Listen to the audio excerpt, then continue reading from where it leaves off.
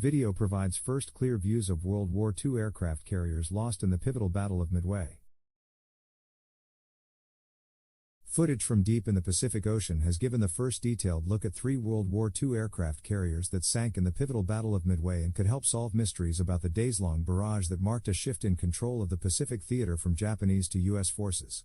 Remote submersibles operating 3 miles, 4.8 kilometers, below the surface conducted extensive archeological surveys in September of the Akagi and the Kaga, 2 of the 4 Imperial Japanese Navy aircraft carriers destroyed during the June 1942 battle, as well as the U.S.S. Yorktown.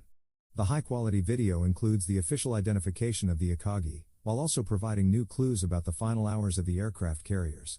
The footage shows how the island, or the tall structure that rose above the Yorktown's wooden deck, was damaged by extremely high heat and how the crew went to great lengths to keep the American ship from sinking.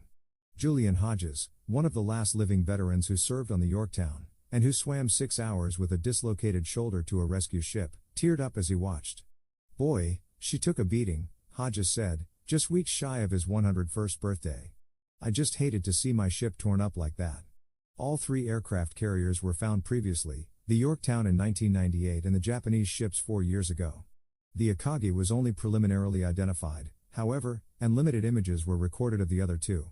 That changed when Ocean Exploration Trust, founded by Bob Ballard, who led teams that discovered the Yorktown and the Titanic, conducted extensive video surveys of the 3 ships during a month-long exploration of the Papahanaumokuakea Marine National Monument in the northwestern Hawaiian Islands, about 1,300 miles, 2,092 kilometers, northwest of Honolulu.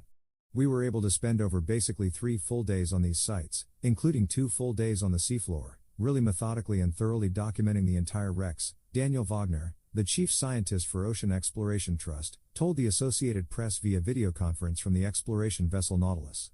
The surveys were streamed online, allowing more than 100 scientists, historians and other experts from across the world to participate in a live forum alongside about 24 scientists aboard the Nautilus.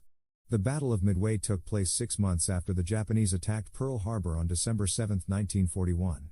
The Japanese Navy aimed to take control of the U.S. patrol plane base in a surprise attack at Midway Atoll, a tiny group of islands roughly halfway between the U.S. mainland and Asia.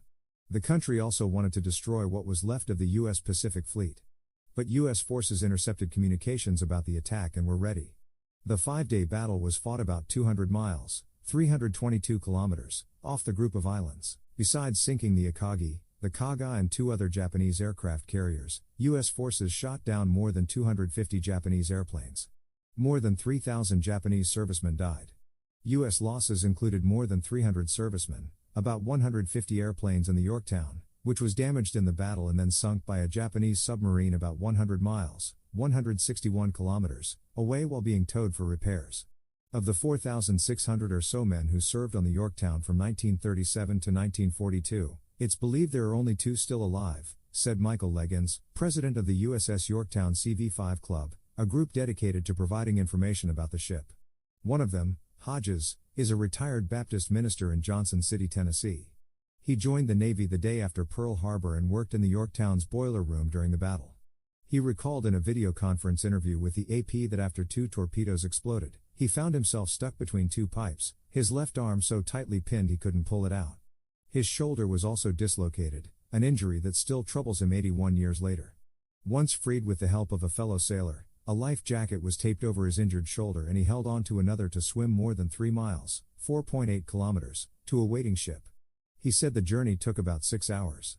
The other surviving Yorktown veteran, Robert Taylor, needed parental permission to join the Navy on September 12, 1941, at the age of 17.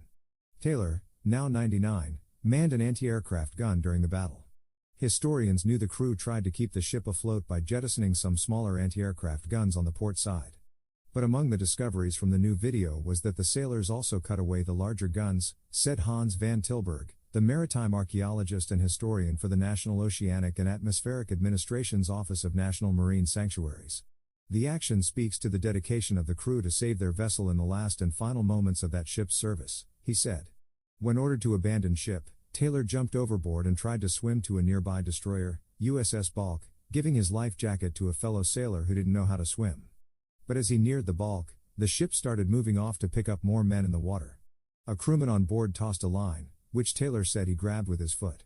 He got alongside the destroyer and was pulled aboard but doesn't remember much afterward. They tell me I was screaming, he told the AP from his home in Auburndale, Florida. The ordeal left him with post-traumatic stress disorder. The carriers will remain in their current location in U.S. protected waters, which should prevent them from being looted or becoming tourist destinations like the Titanic. The only things to be taken from the wrecks, Wagner said, will be the images and video they are sharing. Hodges said he appreciated that. Nobody's going to get anything out of it, he said. He hopes the video spurs a new generation to consider the toll of conflict. Whatever it takes to put wars out of business. Taylor quipped that he would like the ship raised, if only to retrieve the $28 he left in his locker when the ship went down, about $530 in today's money. Joking aside, the destruction of the Yorktown haunts him. I was really upset because I loved that ship, Taylor said. It took a lot to sink it.